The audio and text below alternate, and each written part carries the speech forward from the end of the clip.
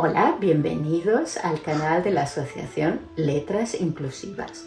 Vais a ver el vídeo Grandes Escritores Ciegos Universales, tercer bloque de la conferencia Escritores Ciegos en la Historia.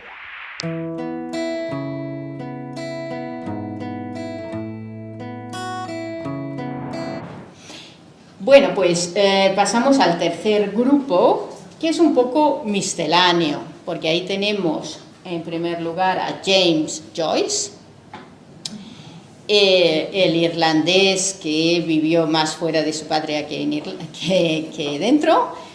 Transcurrió su vida en Trieste, donde dio clases de inglés en la Berlitz. También estuvo en París muchos años, donde acudió pues un poco atraído por el mundo que se vivía, ¿no? El ambiente literario de los años 20 en París. Ahí estaban todos los grandes escritores americanos del momento, como Scott Fitzgerald, estaba también Hemingway, estaba Ezra Pound, en fin, era un sitio muy cosmopolita, ¿no?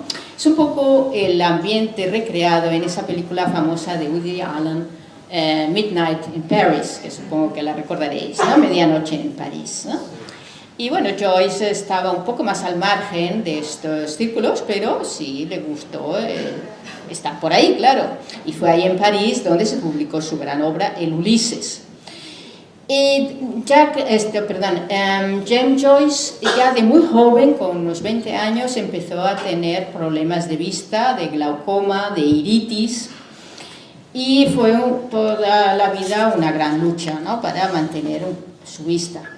Entonces esta lucha se ve mucho en la correspondencia que sostuvo con su principal editora, Harriet Shaw Weaver. Shaw, escrito como Bernard Shaw, S-H-A-W. Harriet Shaw fue también una mujer muy importante en el mundo literario inglés de esa época.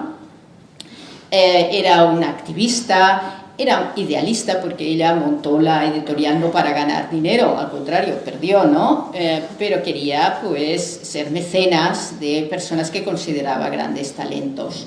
Y durante toda la vida apoyó, incluso financieramente, a James Joyce, porque sus obras ahora nos parecerán interesantes o no, pero las leemos, ¿no? y se aceptan, pero en aquellos momentos se consideraban muy inmorales. Por ejemplo, el último monólogo de Molly en Ulises se consideraba muy inmoral, entonces tuvo muchos problemas de censura, no fue bien recibido, ¿no? Y lógicamente tuvo también problemas financieros, y Harriet Shaw le ayudó mucho. Y en estas cartas, en el transcurso de casi 20 años, se ve toda esta cuestión económica, social, dificultades, y también sus problemas de salud, las múltiples operaciones, tuvo más de 12 operaciones, los dolores, el hecho de que casi ya no podía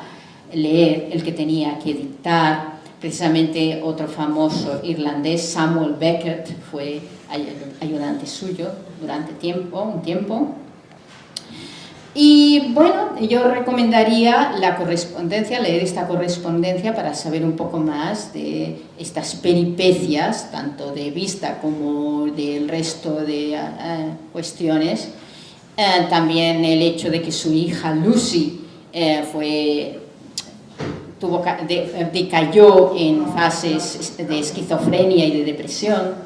Entonces todo eso es interesante de verlo en esta correspondencia, que ha sido recientemente publicada por Páginas de Espuma en 1923. Y bueno, el que se atreva puede leer, por supuesto, Finnegans Wake, que es aún más difícil que Ulises, pero se dice de Finnegans Wake que, por influencia de su creciente ceguera, es como leer a ciegas. Así que si queréis comprobarlo, es una novela de mucha experimentación, de muchos juegos de palabras, en fin, muy interesante, un gran reto. Tenemos luego a John Milton. Uy, por poco me como el micro, de tanto cerca que lo tengo. John Milton, un gran personaje también, con mucha cultura, muy erudito, estudió en Cambridge, amaba la literatura. Él empezó a quedar ciego bastante joven también, ya con 40 años. Y de hecho, del año 1652 aproximadamente, cuando él ya tenía tantos problemas, es un famoso soneto suyo titulado On My Blindness, es decir, sobre mi ceguera.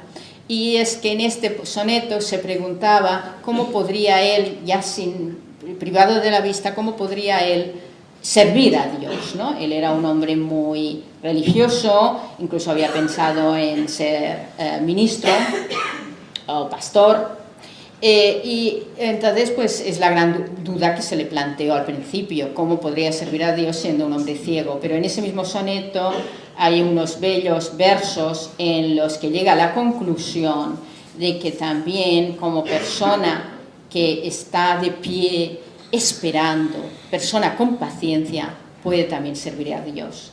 Y de hecho le sirvió y muy bien, dejándonos dos obras enormes: Paradise Lost, el paraíso perdido, Paradise Regained, el paraíso recobrado, que son dos poemas épicos, grandes, pero no de héroes, de hazañas de guerra, sino de cuestiones teológicas, ¿no? Religiosas, la figura de Satán, la figura de Adán y Eva, por qué desobedecieron a Dios, su arrepentimiento, en fin, cuestiones trascendentales. Y luego, por supuesto, en el paraíso recobrado, cómo Jesucristo sí pudo resistir todas las tentaciones y salvarnos, ¿no? O sea que John Milton en su ceguera dejó dos grandes obras. Y finalmente tenemos a la antigua Grecia con Homero. Y Homero, un personaje muy legendario del que sabemos poco en realidad, porque bueno, de la época que proceden estas obras, siglo VIII antes de Cristo se calcula. Lógicamente todo era tradición oral, se escribía poco, se escribían cosas muy concretas en unas placas o en pergaminos, pero las obras se transmitían de forma oral a través de los llamados aedos.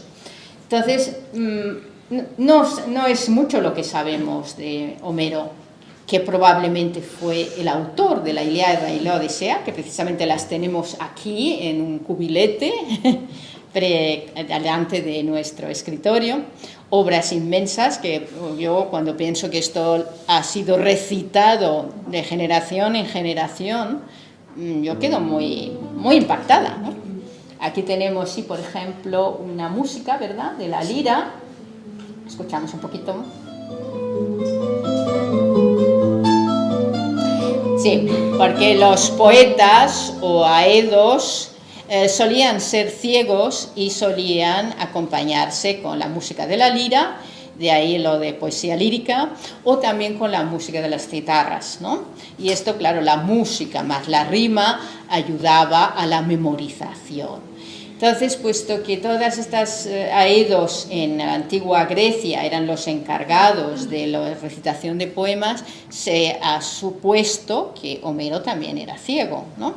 Luego, en algunos pasajes, que seguro que recordáis todos, sobre todo en la Odisea, aparecen menciones a ciegos importantes de la mitología griega. Por ejemplo, cuando Odiseo o Ulises, según si lo vemos a la griega o lo vemos a la latina, desciende al mundo del Hades, al mundo de los muertos, y ahí encuentra a Esquilo, a compañero suyo en la campaña de Troya, y también a Tiresias. Tiresias, ya sabéis que es una figura mitológica, que fue hombre, fue mujer. Luego, en una discusión entre Zeus y Hera, le preguntaron cuál era su opinión, quién consideraba él que había vivido ser hombre y había vivido ser mujer, quién consideraba él que disfrutaba más en el amor. Él dijo que las mujeres, y entonces eso no le sentó bien a Hera, la esposa de Zeus, ¿no? y le condenó a la ceguera. Pero por otra parte, Zeus le premió concediéndole el don de la adivinación, y de ahí que también en la antigua Grecia tenemos a los edos, poetas ciegos, y también muchos oráculos o adivinos ciegos, ¿no? Eran las dos facetas, porque también se consideraba eso, ¿no? La sensibilidad, la capacidad de un ciego de ver más allá, de ver el futuro. Y también está la escena del rey Feacio, el rey Alcino, que recibe a Odiseo y le agasaja con fiestas, y allá también unos banquetes, y un ciego también canta, recita, ¿no? Episodios de la guerra de Troya, es de Modoco, y por eso todos estos pasajes se ha sugerido que Homero era ciego también. Y me diréis, bueno, ¿y por qué acabo con la antigua Grecia? ¿No sería mejor empezar con la antigua Grecia y a cambiar el ritmo? ¿Qué os parece? ¿Es mejor haber empezado con Grecia o haber acabado con Grecia? Yo lo he querido hacer así un poco, pues, para romper, ¿no? Porque siempre solemos empezar con lo cronológico, y a veces las personas más modernas se nos quedan un poco más olvidadas, ¿no? Y luego yo tenía un profesor en la universidad, el doctor Ricardo Mayral, que le gustaba mucho una película de los años 80 titulada Traición, Betrayal, del director David Jones, basada en una obra de Harold Pinter. Y en esa película, no sé si alguien la ha visto, ¿la recuerda? Precisamente ahí la narración es, pues, al revés. Es una historia de amor, pero no contada desde el comienzo hasta el final, como suele ser lo normal, sino la primera escena es cuando rompen, y la última escena es cuando se cogen la mano y empiezan a enamorarse, ¿no? Y entonces esta película, y esta obra de teatro de Pinter, tiene una gran fuerza a la hora de contar, ¿no? Es un recurso técnico muy importante, y por eso, bueno, me ha parecido que también podría ser interesante hacerlo así, como un aspecto cíclico, ¿no? Acabar con Grecia y retomarlo en alguna siguiente conferencia. Si te ha gustado este vídeo, suscríbete a nuestro canal y danos un me gusta. Si tienes preguntas, sugerencias o quieres asociarte, escríbenos a asociacionletrasinclusivas@gmail.com.